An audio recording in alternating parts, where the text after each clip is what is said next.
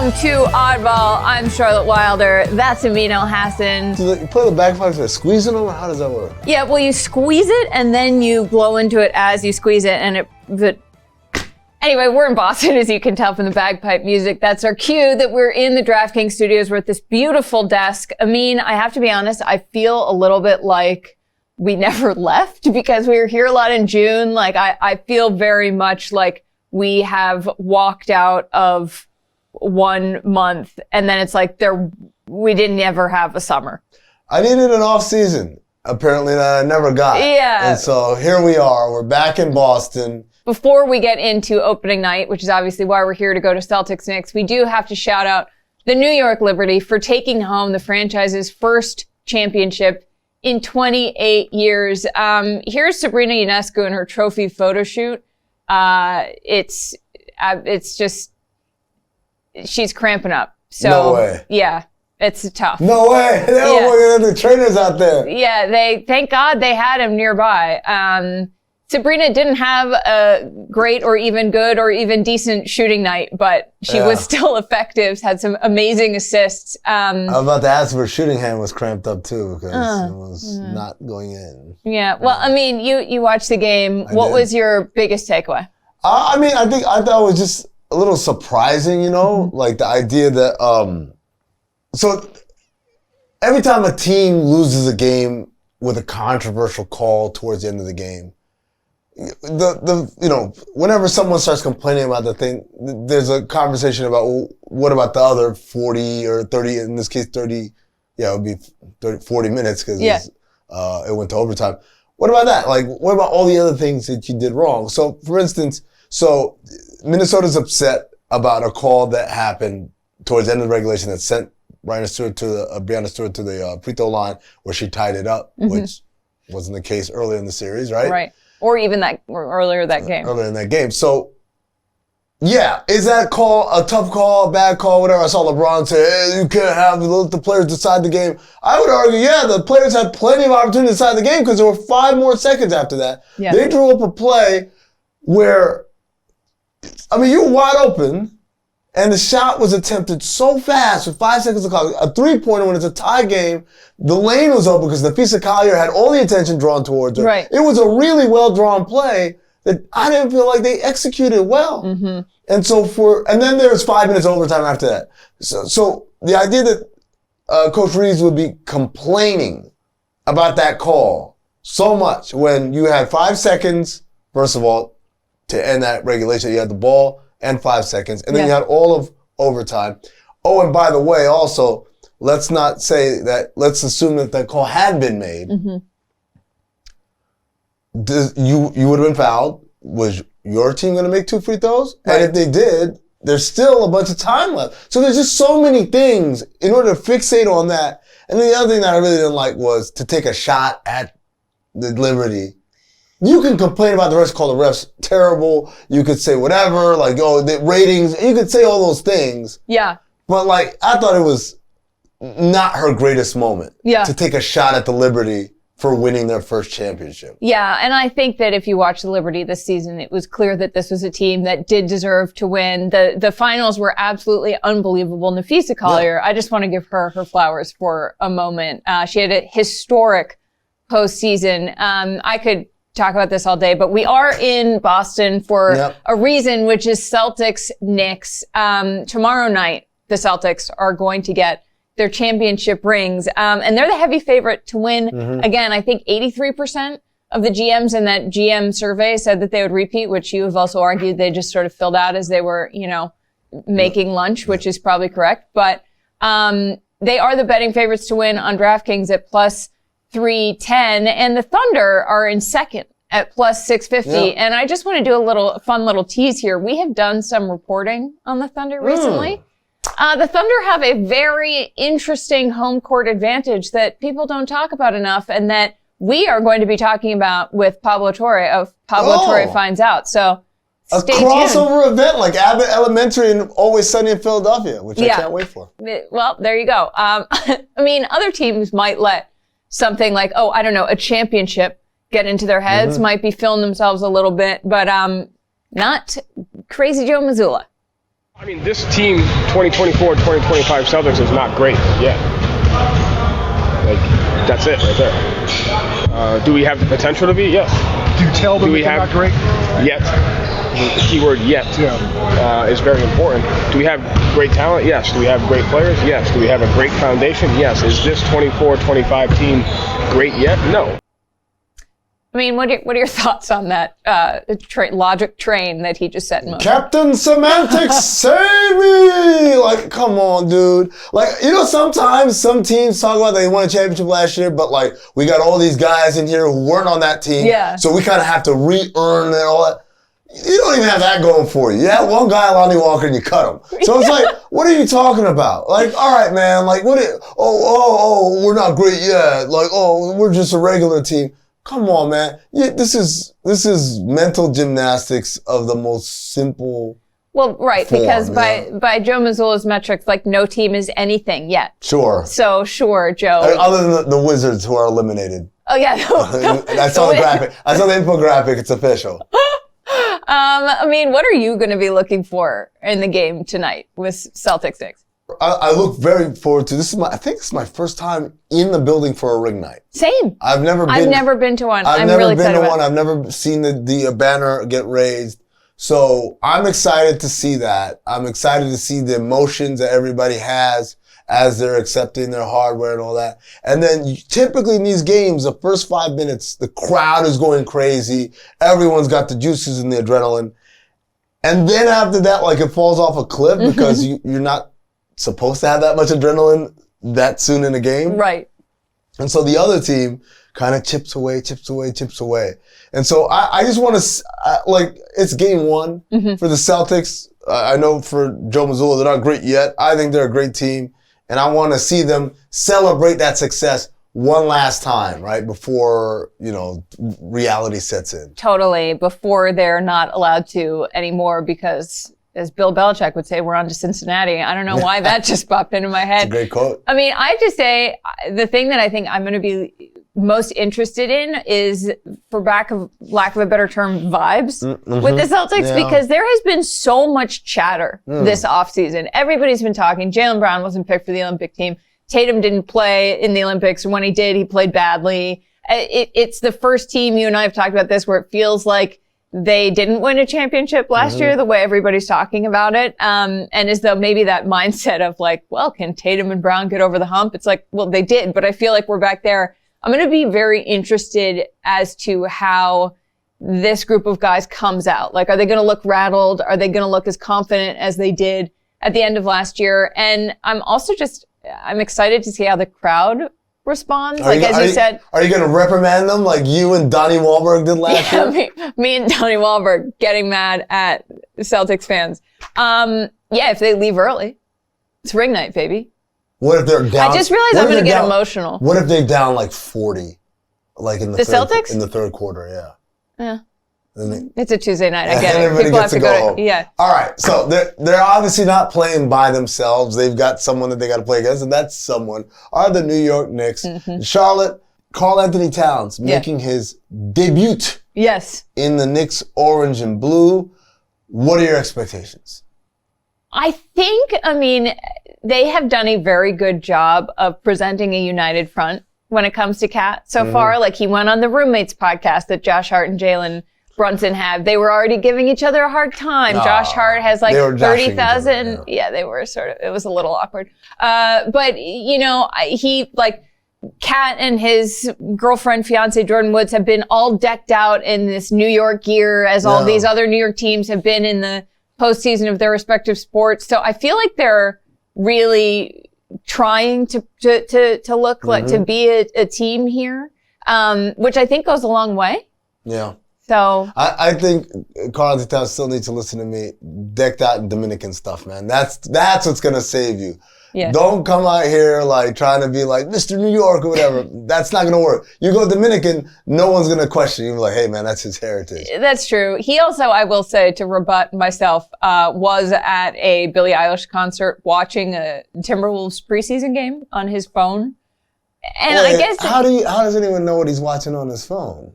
Well, because a fan zoomed in. Is that hold on. Wait a second. Is that a fan or the person next to him? That's the fan. Look, when What? I'm smelling fraudulence here, man. The way this thing goes, like, pans from here to here, like, and he's, again, watching. Run it back right there. Take a look. Take a look at how he's holding it. Okay.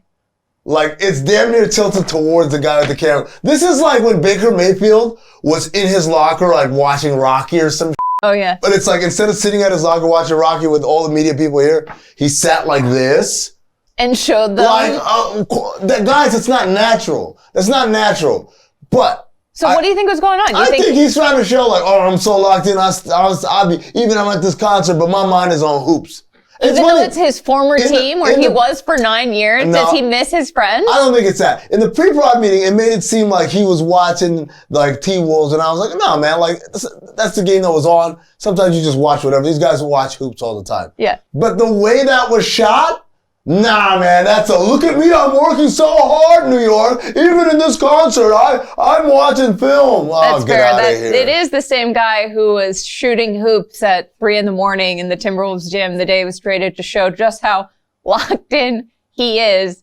For fans, no Knicks fan is like not locked in on the Cat trade, but how do you think this is going to impact the team? The training general, look, they needed a center even more so now that we know Precious Achiuwa's out. Right. 6 to 8 weeks. We already knew that Mitchell Robinson's out for quite a while. So it's like, this is like, oh my God, we really, really, really needed this dude. Mm-hmm. But also, again, like, he's a great player. He's one of the best shooters, not best shooting big men, best shooters in the entire NBA. He's a bona fide offensive force. And when his mind is into it, he's a pretty good defensive player as well. This is just going to help. As long as he kind of stays away from all the shit that gets people on his ass, basically. Like what? Oh, I'm watching games. I'm working hard. Oh, you mean the reasons that fans are like, we just feel like maybe he's not always authentic? Like that? Because he's watching. You know what? Let's play a new game. Okay. This game is going to involve our employer, DraftKings, and it's going to use our abilities to get the guesses right. Do you want to play it? It's called Hot Streak. Yeah. We'll do it next.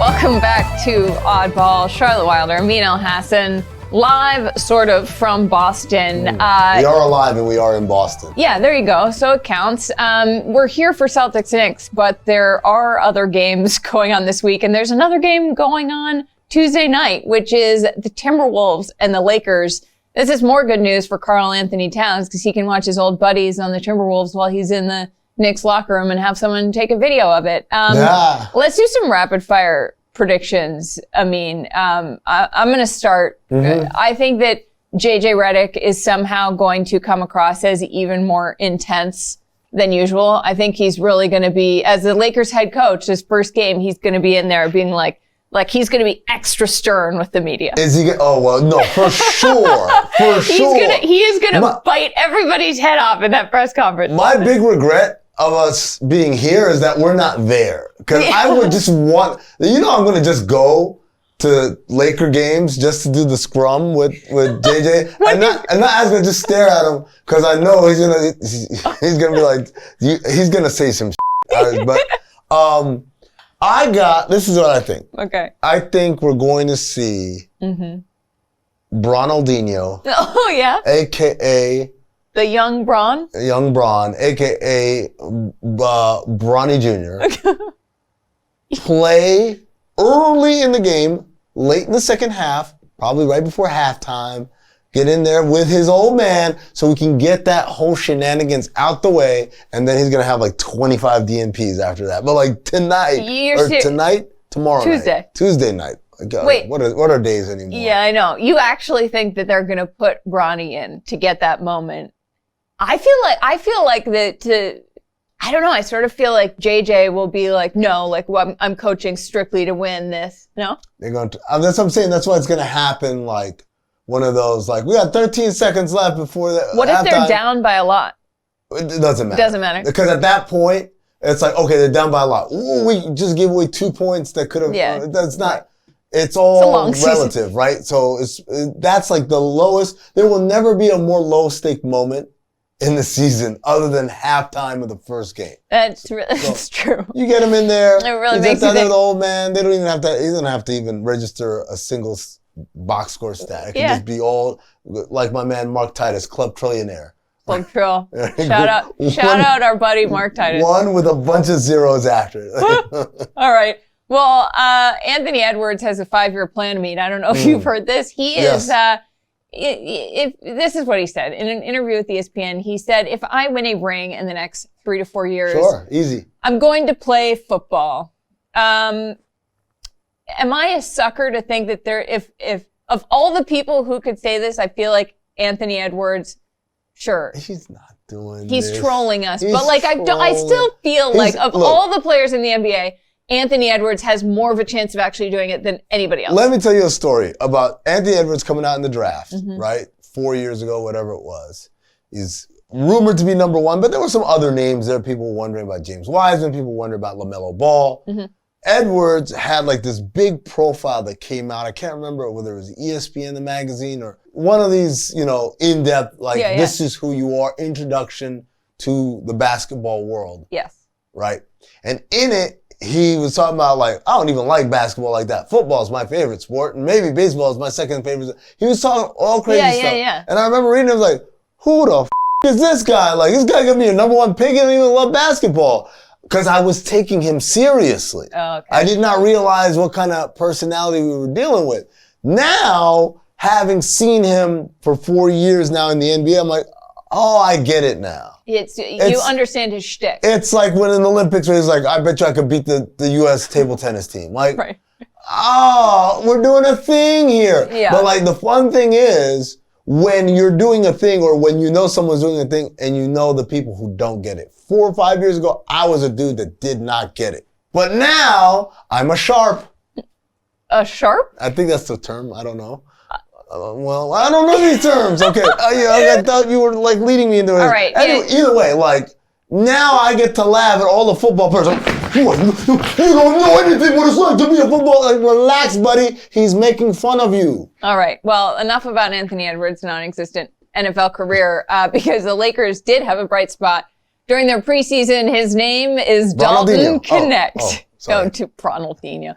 His name is Daltoninho Connect. In his final preseason game, I mean, he had 35 points, 7 rebounds, 8 3-pointers. It was 10 of 8 for 18, and scored 20 points in a row. I think that this guy, I feel like JJ is going to make him take a bunch of threes in this opener. Well, first of all, preseason doesn't matter. Like that was even a performance like that. It's a nice game. It's also in the preseason. I'm like, no, like, look at it this way. It's going to sound crazy. Preseason obviously is a higher level of play than Summer League, but it's way easier to become memorable in Summer League than it is in preseason. I still know who has the highest points in a Summer League game ever, because it's like, that's a thing.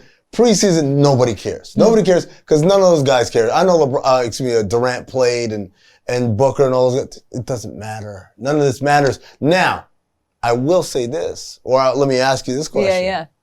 Did he cry after, like the other rookie they got, because somebody said hi to him? Wait, somebody cried? Oh man, I forgot to bring this up in the pre-pro meeting. Work. No, one of their rookies, I guess Steph Curry was his favorite player. Oh yeah. I did see Steph Curry that. said, hey man, like, yo, I love your game, whatever. And I asked him out in the press conference. Dude starts crying. I'm like, okay, buddy. Here's the thing. I mean, this is a very high pressure situation this is the first time he gets there. This guy he's got a lot of emotions going, Quincy Olivari. And so sometimes something like that can just put you over the edge. And he started to cry. And I think it's beautiful.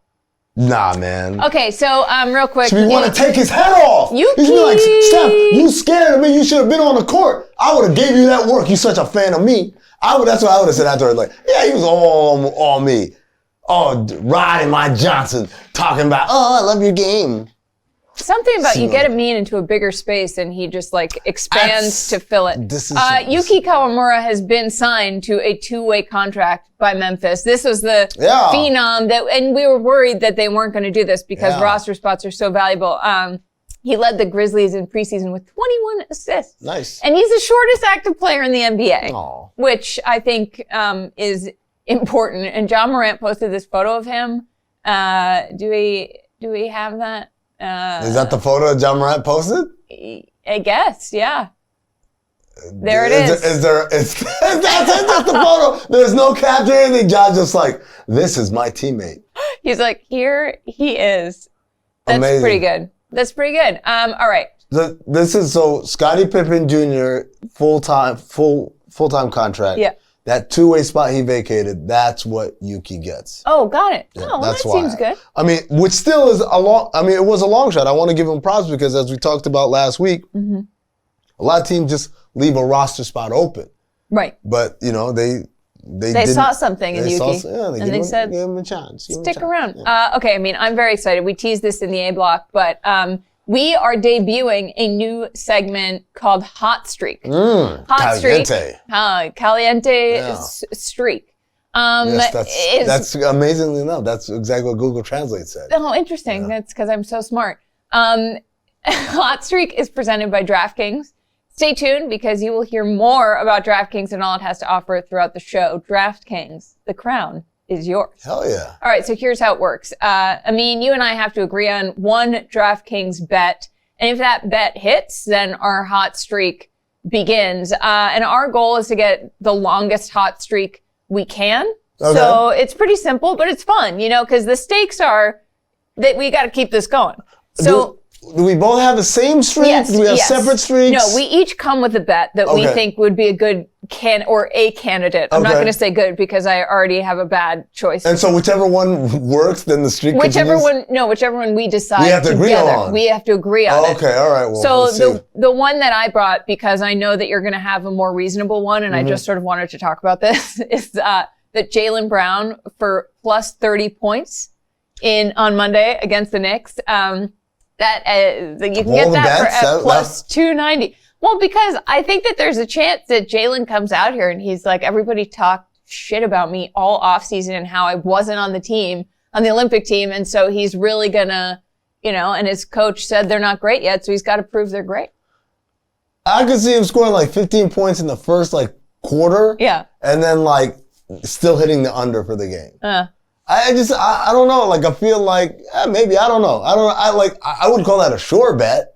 No, exactly. Which is why I would like you to tell me about yours because I think that's what we'll go with this week. All right. We got one team that lost in the first round. One team that went to the conference finals. We got one team that was in the running for a play-in spot for most of the season. The other team was running the Lakers? Hold on, let me finish. Okay, sorry. Yeah, another team that was in the running for the number 1 seed all season long. Okay. We got one team that is kind of two guys who have been together for a while, and then a bunch of guys that we don't really know, haven't accomplished a whole lot. And we've got this young, up-and-coming, exciting team. We got a team with a guy who's coaching for the first time. We got a team with a guy who was one of the finalists for Coach of the Year and has been a career coach, basically. Okay. Why the hell is the spread 1.5 points? For Lakers Timberwolves? What? It doesn't make any sense other than people are like, LeBron and money on it. That's it. And so for me, this was the bet. Minus 1.5 T-Wolves. Knock it out. All right. Yeah, no, I think that that's a more sure bet. I'm going to be honest. I'm not sure I fully understood the rules of the game when I picked my ridiculous one. I love this because, watch us come back on Wednesday and be like, okay, so Jaylen Brown scored 45 and the Warriors and the Lakers destroyed the T-Wolves. I'm really interested to see if Bronny comes out. I mean, in that, as you said, I feel like you might have some info. No, this is my gut reaction. Sometimes my gut be telling me things. My gut is pretty good at these things. I'll listen. Well, you got to listen to your gut. That's it for Oddball. I'm so excited for the game tomorrow. I realized as we were talking about it that I'm going to get emotional. They're raising a banner. I remembered the rings. I forgot about the whole banner part. I forgot about the part where you and Juju were like crying after the championship happened. I was like, what's wrong with you guys? And I realized, oh yeah, they're Celtics fans. Sue me. I care about something. Like tears, real tears in her eyes. Yeah, well, because it makes you think about home and mama. All right. We'll see you tomorrow. Michael Jordan still the GOAT.